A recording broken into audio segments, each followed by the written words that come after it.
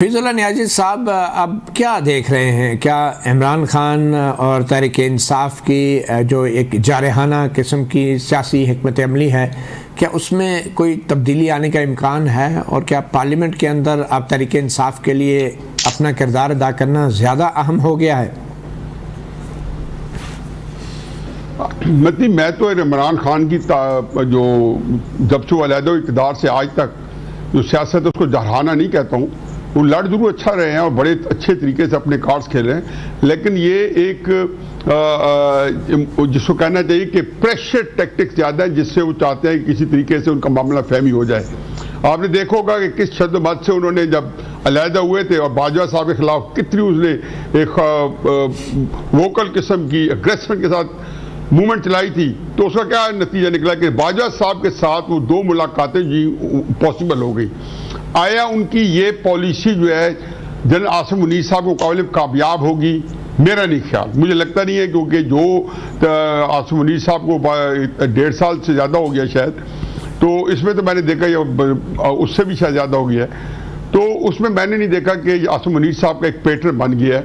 और उसके अंदर इमरान खान साहब के लिए मुझे उसी तरह सूरत हाल लगती है जैसे जनरल ज़िया हक के साहब के वक्त में जुल्फ़िकार भुट्टो साहब के लिए स्पेस नहीं थी और कोई मुज़ाकरात के लिए आमादा नहीं था या कोई जगह नहीं देता था, और जो इस तरह इशारा भी करता था उसके खिलाफ जनरल साहब उस आर्मी के अंदर उस बंदे को टारगेट करके और कहीं शिफ्ट कर देते थे। यही हाल आजकल भी हो रहा है कि कोई बंदा को मशवरा को इमरान खान के मुकाबले में दे दे, तो मेरे जो ख्याल या अंदाज़ा या जो सुनी सुनाई है कि वो उसको जो है ठिकाने लगा देते हैं, खुडे नहीं लगा देते हैं।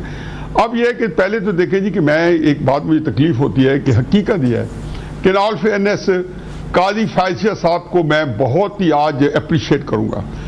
वो 2-3 बातें, पहली बात तो यह है कि ये जो 184(3) के तहत अपील है ये कब से हुई थी? जब उन्होंने स्ट्राइक डाउन किया उमर रज़ा बंजाल साहब ने आके फौरी तौर पर पहले दिन ही उन्होंने सामने रखा और अपनी पावर्स को कर्टेल किया और कमेटी बनाई और 3 जजेस की कमेटी बना के जो फैसले जो इस वक्त सुप्रीम कोर्ट को कंट्रोल कर रही है, चीफ जस्टिस भी कंट्रोल कर रहे हैं।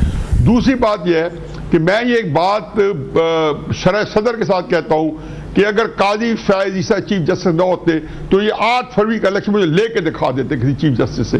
हमने देखा नहीं कि 13 मई को बंदियाल साहब का जो फैसला था 3-4 महीने वो जो है लटकता रहा और उसके बाद उन्होंने हंस दिए, मुस्कुरा दिए।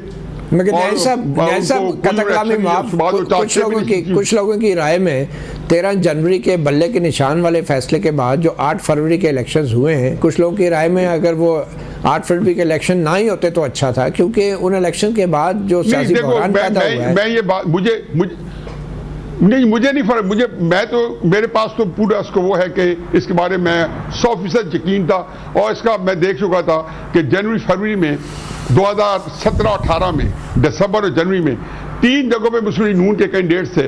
एक तो कोर्ट मोमेंट का तो मुझे अच्छी तरह याद है कि बल्ले का निशान 8-9 दिन पहले ले लिया गया था कि नवाज शरीफ साहब को हमने सदारत से हटा दिया और उनके दस्तखत से टिकट इशू है क्या वो, और उन्होंने फिर सारे उसका इश्तिहार छपे हुए हैं, बैनर लगे हुए हैं, बिल बोर्ड लगे हुए हैं। क्या हुआ? बंदा किसका जीता? पहले वो 10-15 हज़ार से जीतना था उसने, वो 40-50 हज़ार से जीत गया। ये पाकिस्तानी कौम को अंडरमाइन करते हैं, ये एक और बहस है। ज़रा बराबर फ़र्क नहीं पड़ता, बड़ा फ़र्क।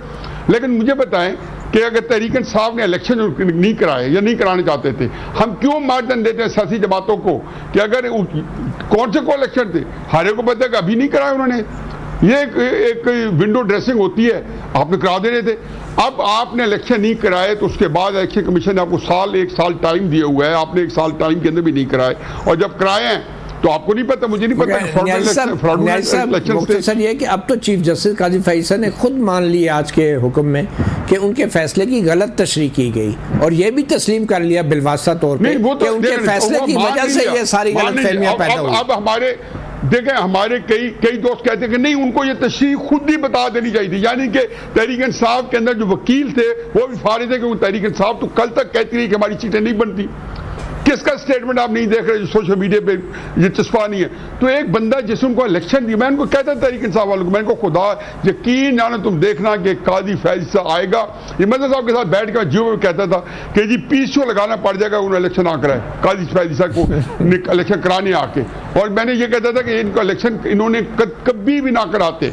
इनको कोई प्रेशर नहीं था, उनको बांध के लिए। अब कोई बंदा, हम ऐसा होते हैं, हम इतने अपने ओपिनियनेटेड हो गए हैं कि काजी फैज ईसा साहब को अब सारी बुराई, और एक तहरीक इंसाफ जो है वो इतनी बदकिस्मत पार्टी है कि वो आसिम मुनीर के खिलाफ उस वक्त जदोजहद की जब वो लेफ्टिनेंट जनरल था। मतलब एक बंदा पाकिस्तान का भी ये हुआ है कि मुमकिन तौर पर वो बन सकता आर्मी चीफ, उसके खिलाफ लॉन्ग मार्च कर रहे हैं जी, किसके हाथ किसके इशारे पे कर रहे हैं उसको कतई नजर।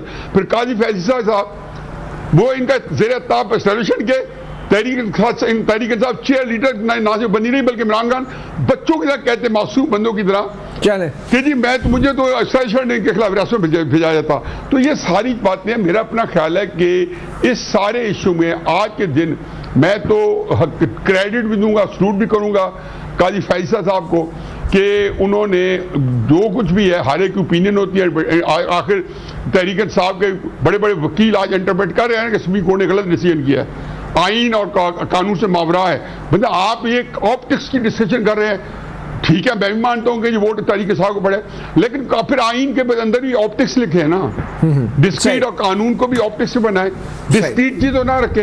तो मेरा ख्याल है कि कंफ्यूजन है, लेकिन इससे क्राइसिस बढ़ेगा सही। आखिरी बात है, घटेगा नहीं, क्योंकि पाकिस्तान के अंदर मैं ये पहली दफा नहीं हो रहा, ये ऐसा टकराव बार बार हो रहा है, और एस्टेब्लिशमेंट हमारी जो है अनफॉर्चुनेटली बदकिस्मती से, ठीक है, वो जो है अपने खास चीज़ में जब तय कर लेते हैं तो उसी स्टेट चलते हैं, वो किसी चीज़ से इन फैसलों से मुतासर नहीं होते। ये बदकिस्मती है हमारी। ठीक है, मतलब साहब पीटीआई अब सिंगल लार्जेस्ट पार्टी के तौर पे कौमी असम्बली में आ रही है, तो आपके ख्याल में पाकिस्तान पीपल्स पार्टी जो है ऐसी सूरत हाल के अंदर वो कोई सियासी एतबार से एक बेहतर बारगेनिंग पोजीशन में चली गई है?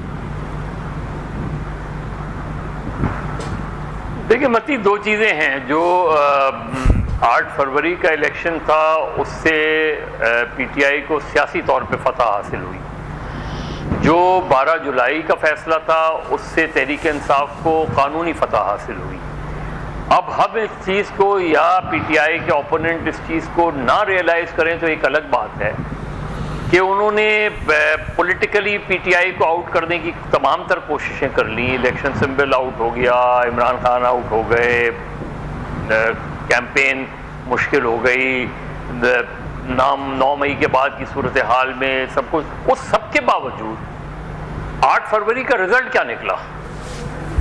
8 फरवरी के रिजल्ट ने तो साबित किया कि वोटर ने एक अजीब व गरीब फैसला कर लिया, और उन्होंने इस तरह निकल के जमाती इंतखाबात में पहली मरतबा हुआ कि आज़ाद उम्मीदवार सिंगल लार्जेस्ट ग्रुप के तौर पे उभर कर आते हैं।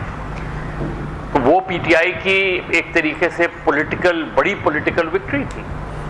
12 जुलाई के फैसले में तहरीक इंसाफ की जो रिजर्व सीट्स थी उनकी वापसी की राह हमवार हो गई। तो ऐसे में मुझे नहीं लगता कि इमरान खान साहब के रवैये में कोई फ्लेक्सिबिलिटी आएगी। फ्लेक्सिबिलिटी तो उस सूरत में आती है जब आप देखते हैं कि यार कहीं ना कहीं आप कमज़ोर पड़ रहे हैं,